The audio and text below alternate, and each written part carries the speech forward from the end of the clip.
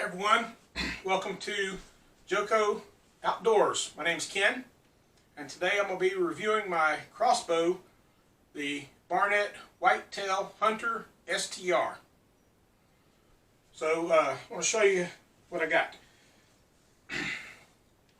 Alright, so this is the Barnett Whitetail Hunter STR step through riser. And I'm just going to do a little review about it. I got it about 6 weeks ago. Actually, I'm sorry. I got it 2 weeks ago.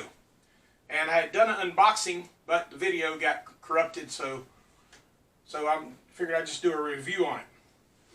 Alright, so first thing, I put these on, these are limb Sabers, silencers. The bow is a little bit noisy without them. But one of the things, I'll show you a couple of features on it. Alright, so you got these silencer bars here for the string, similar to what a lot of the modern bows have on it to silence the string from bouncing too much. You've got this step through riser, as I talked about before. It comes with a quiver, 3-arrow quiver. It comes with 2 arrows with field points on it. But those are out in the shop. These are my ones I use for hunting, and I'll talk about these here in a minute as well.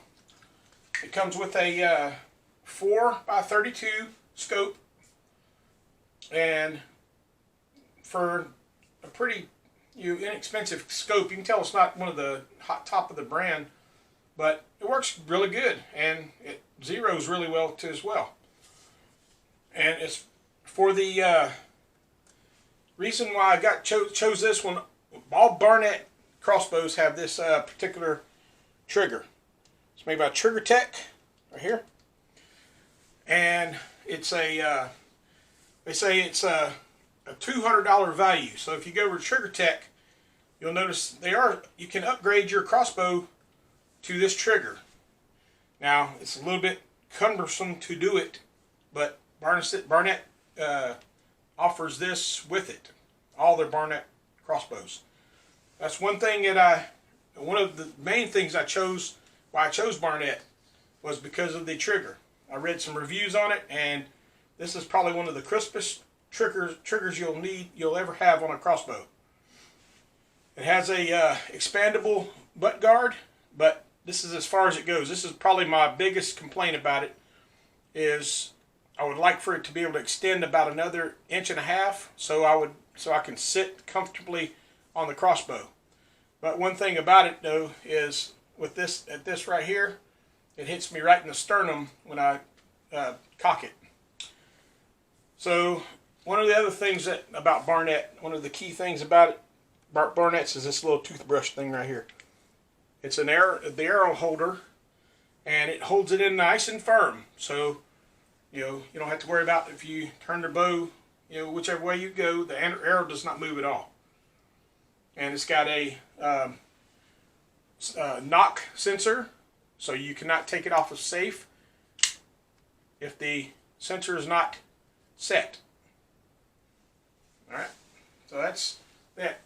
Now the crossbow has a quiver on it. So the quiver can be mounted in a couple of different ways, and I'm looking at maybe doing this a different way too, because it sits right in the middle of where I put my hand. So when I put my hand, the arrow's poking me in the wrist. But the way to drop it is you push the button down, and it pops out. It's got these little pins on it that sit into it. So I'll take that down for right now. So this is a look at it. Let me spin it around a little bit, let you see all the parts of it. Pretty nice little crossbow. And it is fast. I haven't chronoed it yet, but it says it's 375, and I would probably say it's every bit of it. I've got a block target, and at 25 yards, I'm burying the arrows almost all the way up to the fletchings. So I know that doesn't mean a whole lot, but considering shooting when I used to have my Bowtech Assassin, it was shooting around 320, 315, 320, and it doesn't get near the penetration as what this did. Now, one of the reasons why I changed over to the crossbow, I resisted it a lot of years. But I gotta be real, I'm getting older, and my shoulders, I was in the Marine Corps, and my body took quite a beating over the 13 years I was in the Marine Corps. And now my shoulders are starting to get where they don't hold up as much as I wish they would. So trying to pull a compound bow at 70 pounds is just, it was too much. So I chose to suck it up and go to crossbow. Now, I'm not going to say anything bad about people who shoot crossbows, because I know there are some guys who love these things. But why I was so resistant to it is because I felt like it was kind of cheating. That, primitive weapons or primitive season should be somewhat more challenging. Because this is more like shooting a gun than it is shooting a crossbow. I mean, it's really steady. Even in the offhand, I mean, I can hold this thing steady as it can be, and make a really, really good shot. As much better than I could with my my regular bow. And just to give you an idea, usually when I practiced, I had to shoot at 5 different spots with 5 arrows, because if I tried to shoot a group, invariably I would either cut a fletching off, break a knock, or I snapped an arrow and I snapped a broadhead before, because I can almost shoot them in the size of a quarter at 20 yards. So I had to really be conscious about that. And I can tell you, I can do the same thing with this standing. Drive arrows, right beside each other. This thing is insanely accurate. And I'm really pleased with it. Like I said, a couple of things that I don't like about it is because this only goes out this far. If you're kind of a short person, probably would be just fine. But it's just a skosh too short for me. But I make up for it. I just, make some adjustments and it works.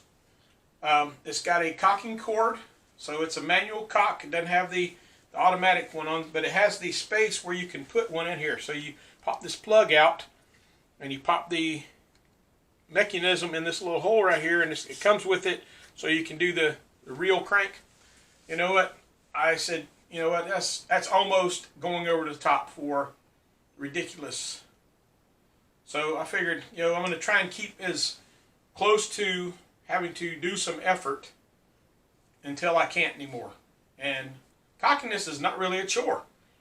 It seems like it's a 209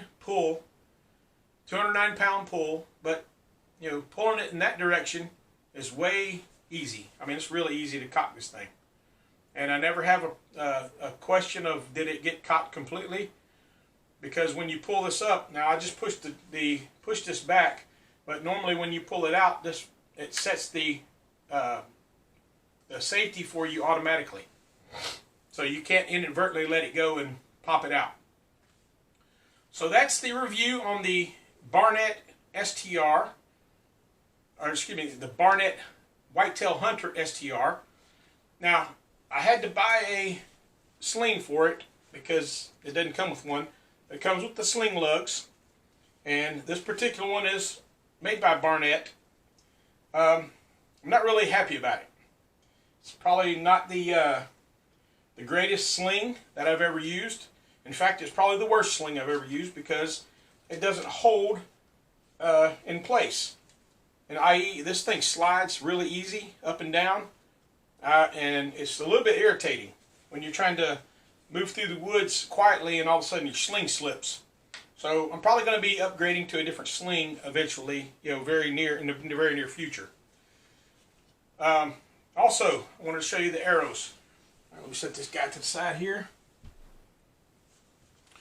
Alright, my arrows. Alright, so I did a review the other day on the broadheads, but I didn't do a review on the arrows.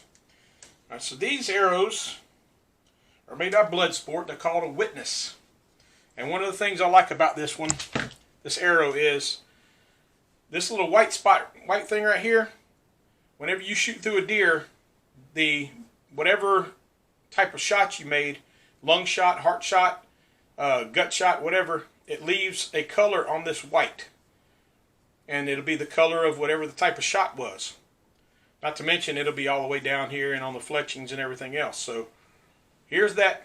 Here's my NAP Spitfire. And I put some aftermarket Luminox on here. They're not Luminox, they're an aftermarket one. But one thing I liked about these, and I want to show you this if I can get up close and if the camera will pick it up, there's a little switch right here on the front. You can probably see it right there. So when the crossbow pushes the little thing down, light comes on, and you see how bright that is? I mean, it's ridiculously bright. Well, in order to turn it off, you just pull the little snap, pops back out. Now, I do have a complaint about these as well.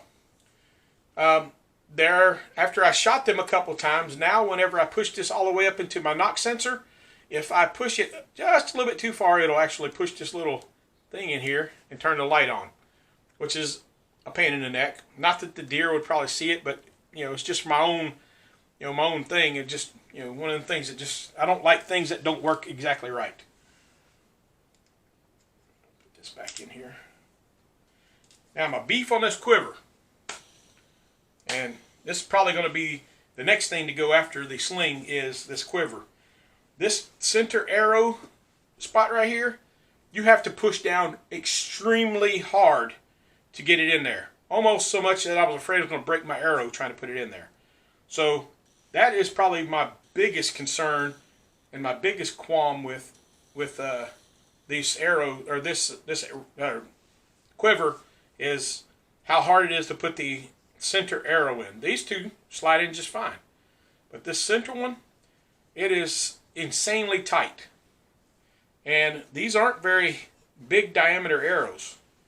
These are only, I think they're 375, and they're not really big, and they should go in here really easy. Now, the ones that came with it are much thicker than this, and it only comes with 2, and I probably know why they only come with 2, because if they can't put 3 in the quiver. So, I'm just saying. But that's my review on the Barnett Whitetail STR. I got it off of Amazon, and I'll put the link down in the description. So if you want to pick one of these up, it was really inexpensive. It was only 314 bucks, which is, for crossbows and the accuracy that this has, you can't beat it. Now they do have another upgrade, another model up from that. It's called the Whitetail Hunter Pro. This is the Whitetail Hunter. The Pro goes about another $100. But anyway, I just wanted to tell you about that. So I just want to thank you for joining us. Remember to subscribe, hit the notification bell, and share our videos so we can spread this love around. But until next time, I'll see you on the next one.